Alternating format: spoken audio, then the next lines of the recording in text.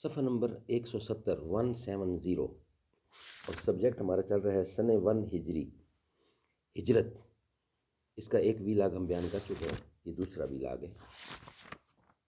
اردو زبان میں سرور عالم صلی اللہ علیہ وسلم کی سیرت پر جامع ترین کتاب سیرت النبی صلی اللہ علیہ وآلہ وسلم، علامہ شبلی نعمانی رحمۃ اللہ، علامہ سید سلیمان ندوی رحمۃ اللہ۔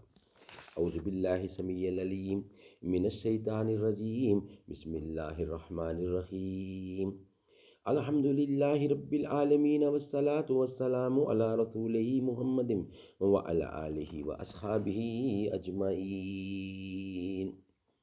رسول اللہ صلی اللہ علیہ وسلم سے قریش کو اس درجہ عداوت تھی، تاہم آپ کی دیانتداری پر یہ اعتماد تھا کہ جس شخص کو کچھ مال و اسباب امانت رکھنا ہوتا تھا آپ ہی کے پاس لا کر رکھتا تھا۔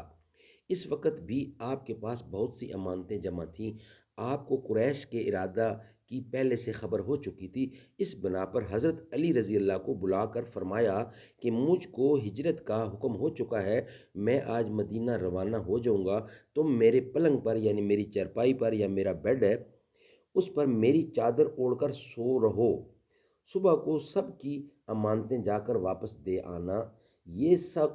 یہ سخت خطرہ کا موقع تھا۔ حضرت علی رضی اللہ کو معلوم ہو چکا تھا کہ قریش آپ کے قتل کا ارادہ کر چکے ہیں، اور آج رسول اللہ صلی اللہ علیہ وسلم کا بستر خواب قتل گاہ کی زمین ہے، لیکن فاتح خیبر کے لیے قتل گاہ فرش گل تھا۔ ہجرت سے 2-3 دن پہلے رسول اللہ صلی اللہ علیہ وسلم دوپہر کے وقت حضرت ابو بکر کے گھر پر گئے، دستور کے موافق دروازہ پر دستک دی، اجازت کے بعد گھر میں تشریف لے گئے۔ حضرت ابو بکر سے فرمایا کچھ مشورہ کرنا ہے، سب کو ہٹا دو۔ بولے کہ یہاں آپ کے حرم کے سوا اور کوئی نہیں ہے۔ اس وقت حضرت عائشہ رضی اللہ سے شادی ہو چکی تھی۔ آپ نے فرمایا مجھ کو ہجرت کی اجازت ہو گئی ہے۔ حضرت ابو بکر نے نہایت بے تابی سے کہا میرا باپ آپ پر قربان ہو، میرا باپ آپ پر فدا ہو، کیا مجھ کو بھی ہمراہی یعنی اپنے ساتھ لے جانے کا شرف حاصل ہوگا؟ ارشاد ہوا ہاں۔ حضرت ابو بکر نے ہجرت کے لیے 4 مہینہ سے 2 اونٹنیاں ببول کی پتیاں کھلا کھلا کر تیار کی تھیں۔ عرض کی کہ ان میں سے ایک آپ پسند فرمائیں۔ محسن عالم کو کسی کا احسان گوارا نہیں ہو سکتا تھا۔ ارشاد ہوا اچھا مگر بہ قیمت؟ حضرت ابو بکر نے مجبوراً قبول کیا۔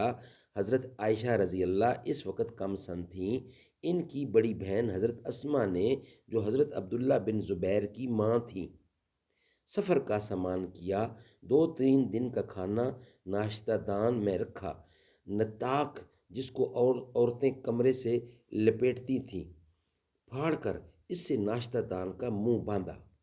یہ وہ شرف تھا جس کی بنا پر آج تک ان کو ذات التاقین کے لقب سے ذات الناطقین کے لقب سے یاد کیا جاتا ہے۔ ذات الناطقین۔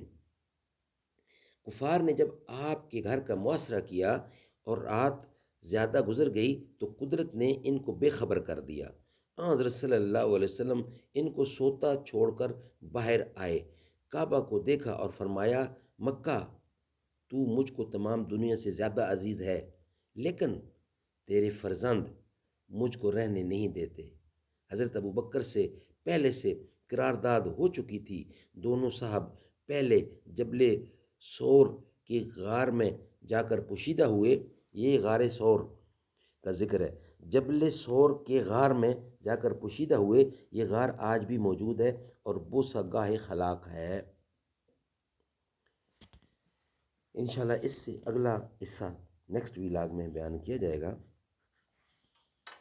مشکل تھے راستے آسان ہو گئے، دشمن یہ دیکھ کر حیران ہو گئے، رکھا میرے نبی نے دنیا میں جب قدم، رکھا میرے نبی نے دنیا میں جب قدم، پتھر بھی کلمہ پڑھ کر مسلمان ہو گئے۔